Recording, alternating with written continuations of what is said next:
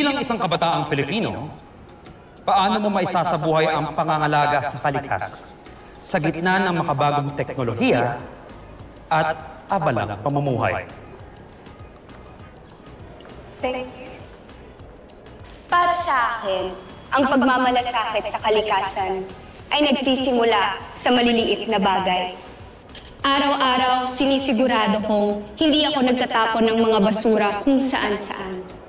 Through my social media accounts, pinopromote ko ang pag-aalaga sa kalikasan.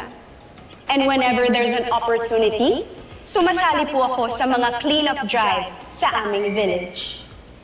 Naniniwala po ako na sa maliliit na paraan ay makakabuo po ito ng malaking impact para makatulong po sa kalinisan at kagandahan ng ating kapaligiran. Maraming salamat po.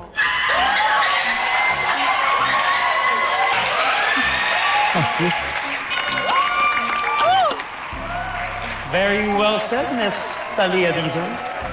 You may now join our girls. And last but not the least, our fifth candidate, Miss Culinary Management Department.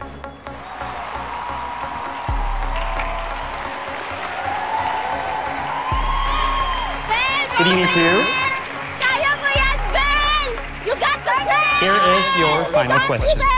Bilang isang kabataang Pilipino, paano mo na isasabuhay ang pangangalaga sa kalikasan sa gitna ng makabagong teknolohiya at abalang pamumuhay?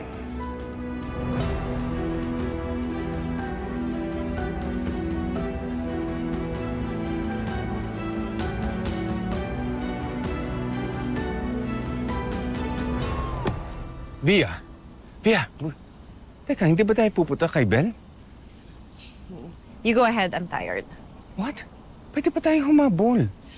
Come on, she needs our support. I know. Pero wala ako sa mood eh. Sige na, mauna ka na. Para may abutan ka pa. Go.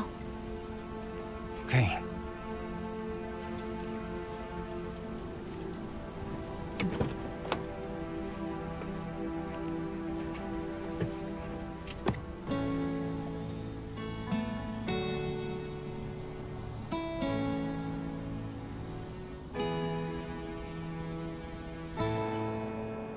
Bilang isang kabataang Pilipino sa makabagong panahon, naniniwala po ako na ang technology ay hindi po distraction. It can be used for an important matter. I believe that us Filipinos can achieve one common goal, which is to protect our Earth. Sa pamamagitan ng social media, pwede tayong magbahagi ng kaalaman tungkol sa tamang segregation ng basura, pagtitipid sa kuryente, at paggamit ng mga produktong eco-friendly.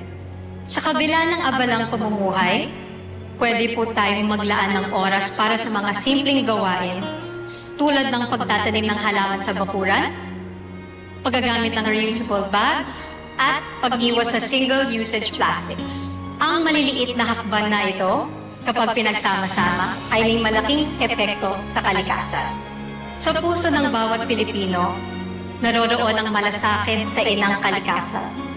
Sama-sama po tayong kikilos dahil ang tunay na kagandahan ay makikita sa ating mga gawain may malasakit sa kapaligiran. At kahit pa paulit-ulit kang bumagsak, magkamali, o pumalpak, kagaya po yung nangyari sa akin kanina sa stage. Patuloy-tuloy lang po tayong lumaban at bumangon. Dahil sa bawat pagbangon, naroon ang lakas, ang pag-asa. Maraming salamat po.